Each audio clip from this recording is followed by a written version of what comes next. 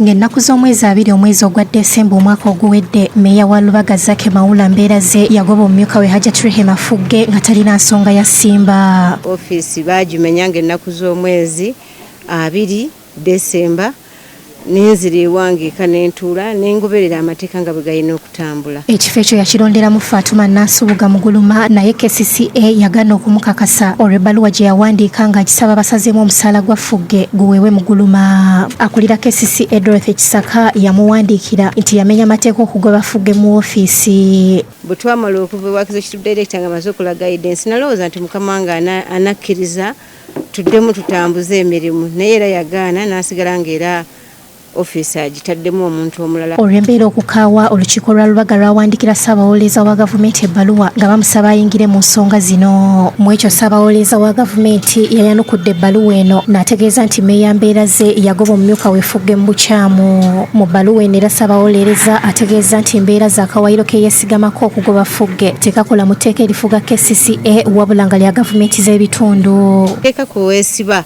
erya Local Government Act ly'ogamba nti lyewagoberera. Eno Kampala Capital Authority, it is an authority erina amateeka gaayo gw'erina okutambuliza emirimu. Kati Hajjat Fugge asinzidde Nateete n'ategeeza nti essaawa yonna addayo mu ofiisi y'akakalabya emirimu kubanga mukama we Mmeeya yamugoba mu bukyamu okusinziira ku bbaluwa ya Ssaabawolereza wa gavumenti. Etteeka lyamulambise bulungi era mmanyi nti kati ofiisi baagigudde dda, ngenda kuyingira enkya okutandika okuweereza bannalubaga.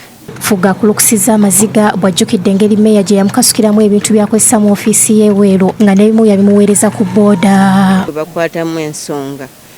Nze ndi kitonde kikazi, ndi munafu nnyo okulwanagana naye.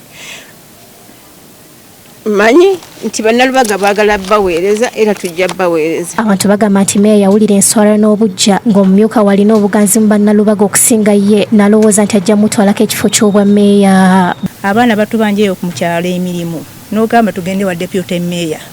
Deputy Mayor n'abeera ng'atwaniriza abaana n'abafunira emirimu naye ebyo byonna byaggwaawo. Mulaba yategeka Fugge Cup 1 oba oliawo kye kyasinga n'omuleetera problem Lubaga Division ng'alowoozebwa nti asobola okwesimba ku makama abe. Era mbadde nsabanga Mmeeya okuwangana ekitiibwa ne Deputy Mayor. Bwetukiridde Mmeeya Mbeeraze agambye nti ye yasoma amateeka n'akuguka era ebbaluwa ya Ssaabawolereza wa gavumenti agikubyemu ebituli ng'agamba nti ye nga Mmeeya alina obuyinza obwenkomeredde okutambuza emirimu. Teri mu nsi yonna muntu alonda muntu n'aba nga tasobola muggyawo.